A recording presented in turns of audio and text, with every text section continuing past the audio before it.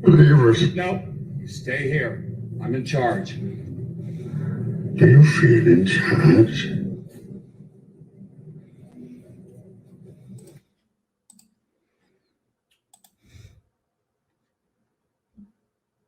Perfect video when referring to the Toby thing.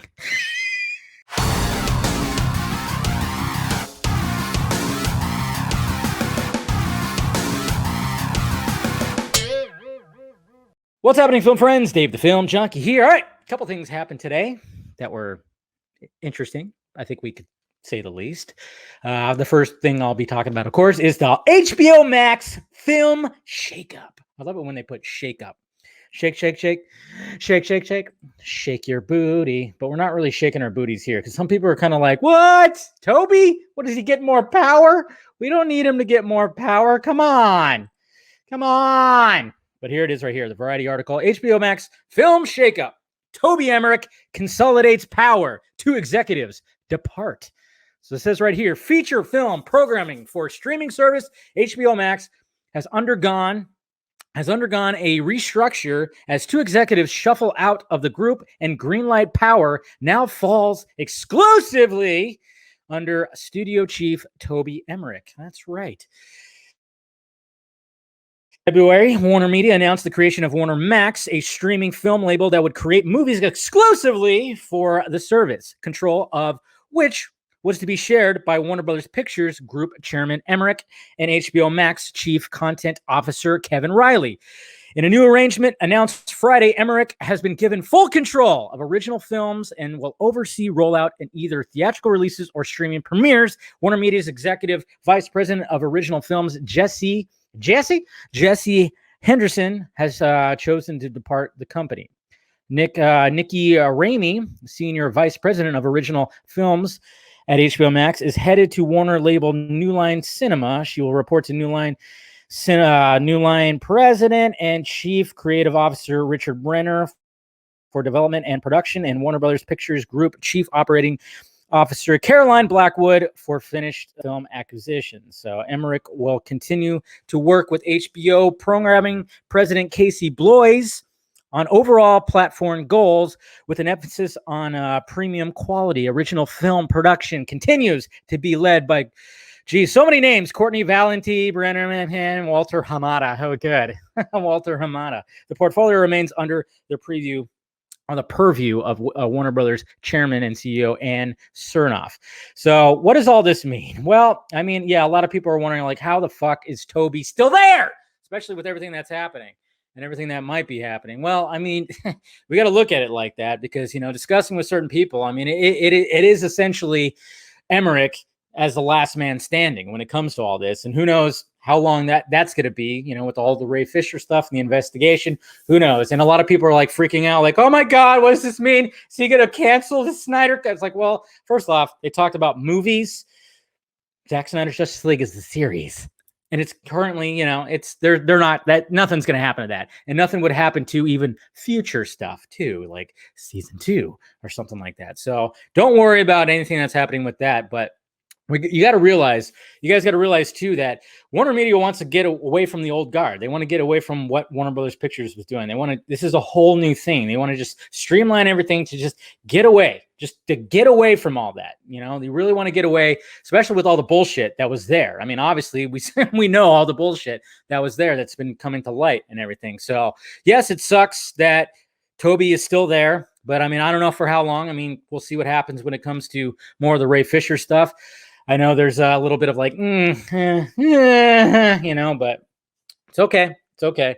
Everything will be fine with that. Don't worry. And it has, Snyder's done everything right. Okay. And I guess you could say Emmerich kind of did too, kissing some asses, Stanky, kissing the taint, just kind of, he's been doing his side of it too, which, every you got the villain and the hero right there, right? Snyder the hero, Emmerich the villain, and and then you got a little side character that is Ray Fisher that hopefully can add a little bit more to it. But yeah, so that's just pretty much the gist of it. I mean, it's like, it sucks to see that, but I mean, it's just two people left, and now more responsibility goes on to Toby. and he'll probably fuck it up somehow. I don't know, but we'll talk about it more on the Vox stream tonight. So make sure you tune into that and everything. And then the next thing I wanted to talk about too was, which I already pretty much made a video about it, but I mean, here we go, because we got Collider with the exclusive. Yeah, that's right. Total exclusive right here. Zack Snyder's Justice League reshoots. I know a lot of people get upset about it, but who the fuck cares? I know it's additional photography, it's additional shoots. I've even gotten shit for it too. Adds Joe Manganiello's Deathstroke. Yeah, we kind of suspected this already. And then, of course, when we saw his hair yesterday, that's why I did that short video. I'm like, oh, that's pretty much it. Yes, I've also heard the same thing that, I mean, a lot of people are just going like, oh my God, they're sourcing Collider for just like coming up with a conclusion with the hair.